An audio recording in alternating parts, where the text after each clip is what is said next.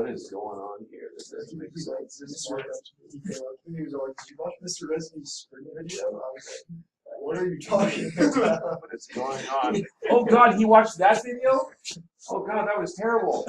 I thought it was funny that Strotz didn't have his. Strotz was videotaping the thing, and he videotaped the entire thing. The demo, me walking around, me talking about random things. Like, no, you're supposed to just be like, okay. Oh, that's interesting. Yeah, no, I almost edited that like the end, whatever. They can hear the whole thing. Why not? But I didn't know other people were watching it. Real people. That's not good. Okay, so magnetic field B. Directed out of the page. 1.3.3. T equals 0. The field has a strength of 2 Teslas. Whoa. I'm suspicious of that. I think it's going to change, but that's only because I've got a loop in a magnetic field, right? So it's probably going to change. So the loop magnetic field B is directed out of the page at T equals 0. The field has strength 2. It decreases by the equation B equals 2 e to the negative 4t, where B is in Teslas and T is in seconds. Determine the expression for the flux through the loop as a function of time t. Ew, flux, we didn't even talk about that. So how am I going to find the flux? It's bacon without, well, oh, that's right. Bacon without derivative. BA cosine theta, but you don't do a derivative. BA cosine theta. And we take the derivative with respect to time, we get the voltage, right?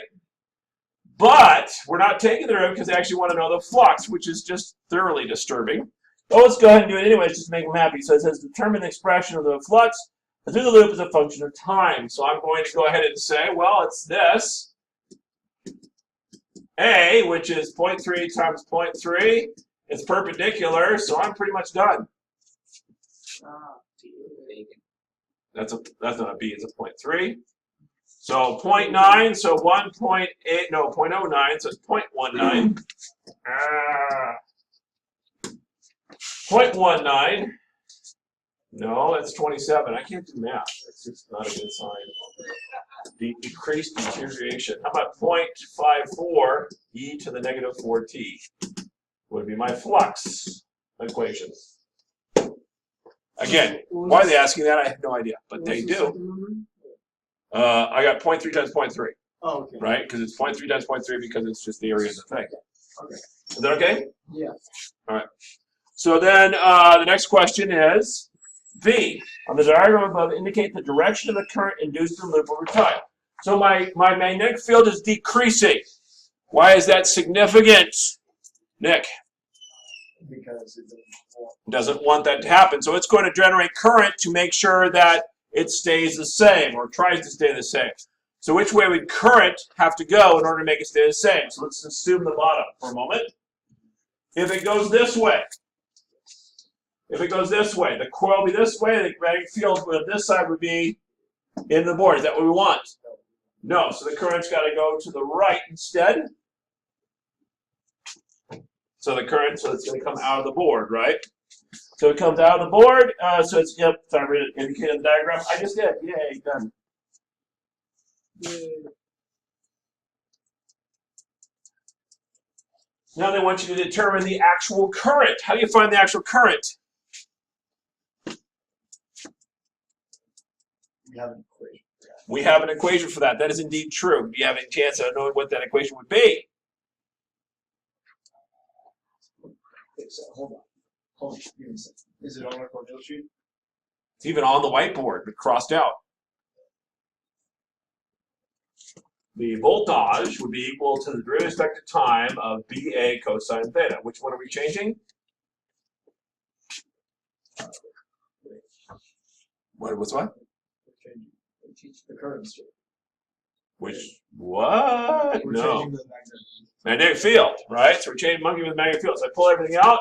I get 0.27, which is the A part.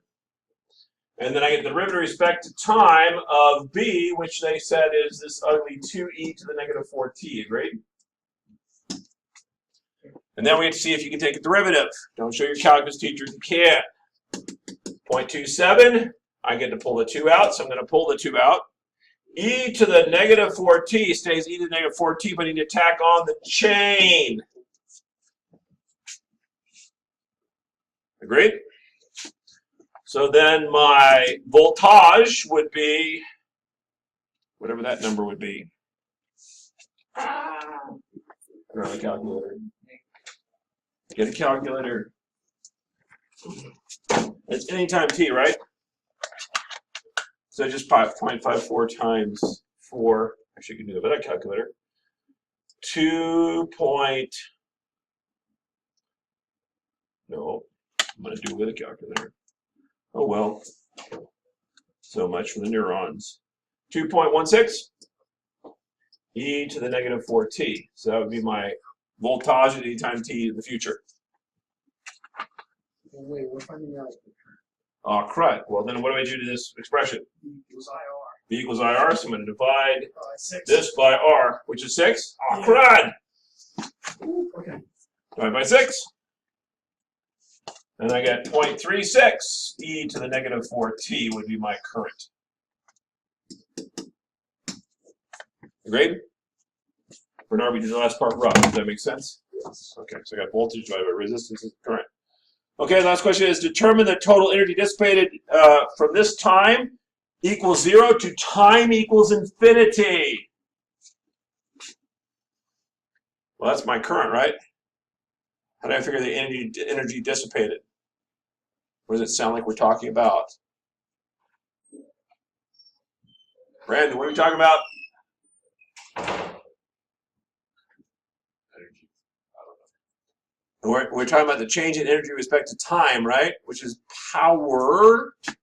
So you start this off by saying power equals I squared R, agreed? And so then I would go power therefore is equal to 0.36 squared times e to the negative 8t. I'm distributing that squared through, right? Times resistance, which is 6, agreed?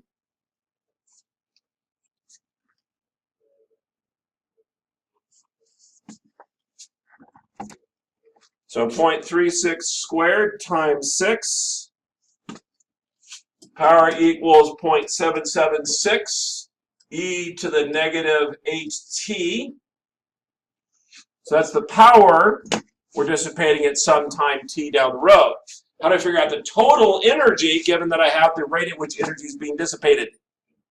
Integral. So I'm going to integrate this with respect to time from 0 to infinity, which, by the way, you can't do in your calculus class, but you're totally allowed to do in physics class because we're smarter than them. That's not the real reason, because we just ignore the fact that infinity is a really long time. Okay, so I'm going to integral from 0 to infinity of 0.776 e to the negative 8t. The integral of that would be what?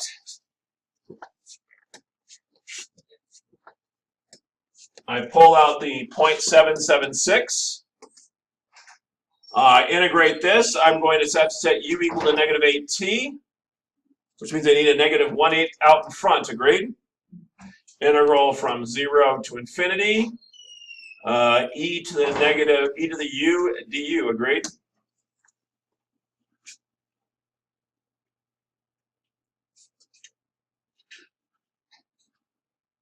Did I go too fast on that step?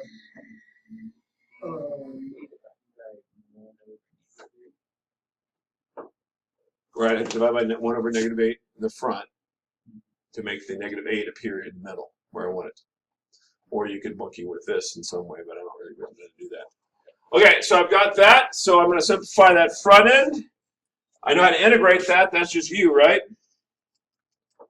So I've got 0.776 divided by 8, which gives me negative 0.097.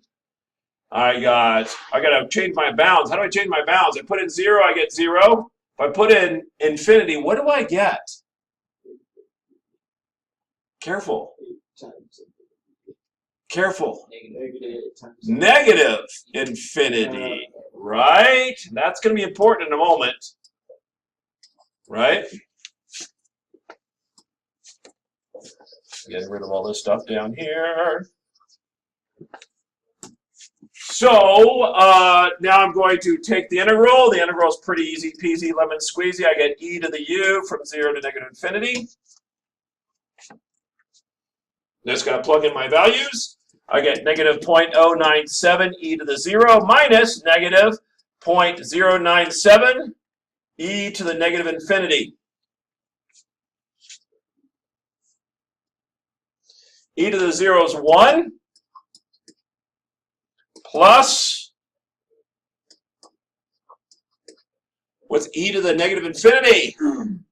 0 could be 1 over e to the infinity, which is a very big number. 1 over it is going to be 0. So this whole thing falls out, and I get negative 0.097 joules as my change in energy or energy dissipated. Did you answer this right? Well, you're Oh, my numbers are the off? process, right? Yeah, it's 0.3 squared. It's not 0.27. I did it again. 0.3 squared. Wait, what? That's Way over 0.7. there, all the way at the end. 0.3 squared is not 0.27. Which makes that Made it 0.09. 0.12. Well, regardless, the rest is good. Which makes that 0.12. Oh well. Then transfer that. You guys all did it.